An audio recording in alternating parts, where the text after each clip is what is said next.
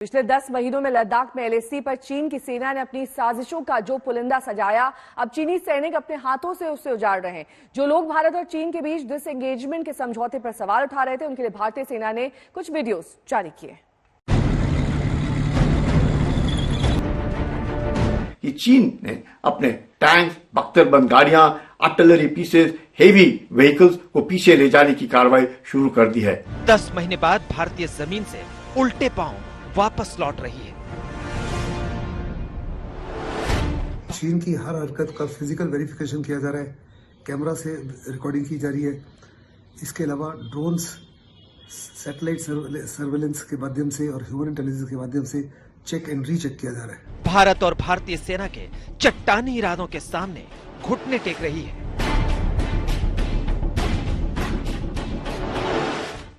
इस वक्त अपनी टीवी स्क्रीन पर देख रहे हैं। तो चीन की सेना ने, चीन के ही जो जेसीबी और अर्थ मूवर्स हैं, वो चीन के बंकर को, उनके कम्युनिकेशन टावर को, कम्युनिकेशन केबल को, ट्रैक्स को, पिल बॉक्सेस को, सबको ध्वस्त करके मलबा तक चीन की तरफ लेकर जा रहे हैं। तो इस पूरे क्षेत्र को अप्रैल 2020 की स्थिति में एक बार फिर लाया जा रहा है। तो चीन ने जो वहां पर अपना ध्वज, अपने झंडे लगा दिए थे, सड़क पर चीन लिख दिया था, वो सब चीन की सेना इस समय हटा रही है और लगभग पलटन भर चीन की सेना अब अपने इलाके में वापस जा चुकी है। लद्दाख में हिमालय की इन पहाड़ियों पर बर्फ अभी भी जमी हुई है, लेकिन भारत के बुलंद हौसलों की गर्मी से चीनी सेना के इरादे पिघल चुके हैं। ये वीडियो दो वजह से बेहद महत्वपूर्ण है। पहली महत्वपूर्ण बात यह कि नॉर्थ पेंगोंग में फिंगर 4 के इलाके में चीनी सेना ने अपने बंकर हटा लिए हैं और उसके सैनिक पीछे लौट चुके हैं। ये वही इलाका है जहां पिछले वर्ष मई में सबसे पहले भारत और चीन के सैनिकों के बीच तनातनी की शुरुआत हुई थी। नॉर्थ पेंगोंग की ये दो तस्वीर देख लीजिए।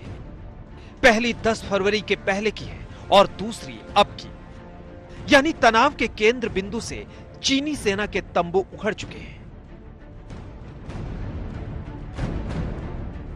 इस वीडियो में आप साउथ पेंगोंग के चुशुल सेक्टर में चीनी सेना की घर वापसी के सबूत देख रहे हैं। ये वही इलाका है जहां अगस्त में चीनी सेना ने घुसपैठ की कोशिश की थी, तो भारतीय सेना ने पोजीशन लेकर चीन को चोक कर दिया था, जिसके बाद ही चीन को बातचीत की टेबल पर आना पड़ा था और अब पीछे जाना पड़ रहा है।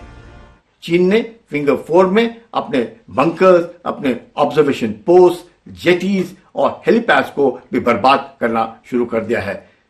उम्मीद की जाती है कि अगले 3-4 दिनों में यह प्रक्रिया पूरी हो जाएगी।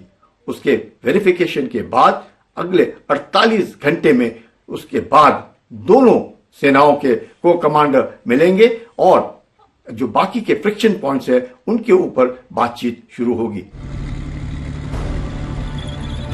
लद्दाख में 10 फरवरी को ही चीन के टैंकों ने बैक गियर लगा लिया था। हथियार और सैन्य वाहन भी पहाड़ से नीचे आने लगे थे। सूत्रों के मुताबिक एलएसी के पास फिंगर 5 पर बनाए अपने हेलीपैड और अस्थायी जेटी को भी चीन ने नष्ट कर दिया है। चीनी सेना 80 मीटर लंबे उस बैनर को भी हटा रही है, जिसमें चीनी भाषा में कुछ संकेत और नक्शे बने हुए थे, जिसे फिंगर 5 और 6 के बीच लगाया गया था। लेकिन भारत भरोसा तोड़ने में माहिर चीन की कथनी पर नहीं, सिर्फ करनी पर विश्वास करेगा।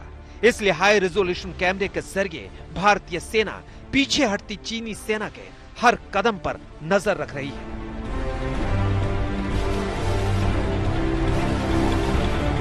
एक कहावत है, वंस बिटन ट्वाइस शाय। दुनिया का कोई भी देश चीन के ऊपर भरोसा नहीं करेगा, खास करके हिंदुस्तान की फौज।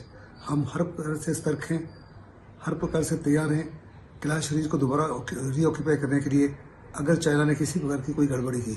भारतीय सेना बहुत पैनी नजर बनाए हुए है पेंगोंगसू के उत्तर और दक्षिण दोनों में। न केवल सैटेलाइट के जरिए बल्कि मानव रहित टोही विमानों को लगातार भेजा जा रहा है। भारतीय सेना के सिपाही जो अभी भी ऊंचाइयों पर तैनात हैं, वो देख रहे हैं कि चीन की सेना लौट रही है और मानव रहित टोही विमान और सैटेलाइट से यह भी पता चल रहा है कि 200 से ज्यादा चीन के टैंक, बख्तरबंद गाड़ियां, आर्मर्ड पर्सनल कैरियर, वो न केवल मोल्डो गैरिसन बल्कि उससे भी काफी पीछे अब तक जा चुके हैं। अगर चीन ने फिर कोई टेढ़ी चाल नहीं चली तो ऐसे ही वीडियो एलएसी पर अन्य विवादों वाले इलाकों से भी सामने आएंगे।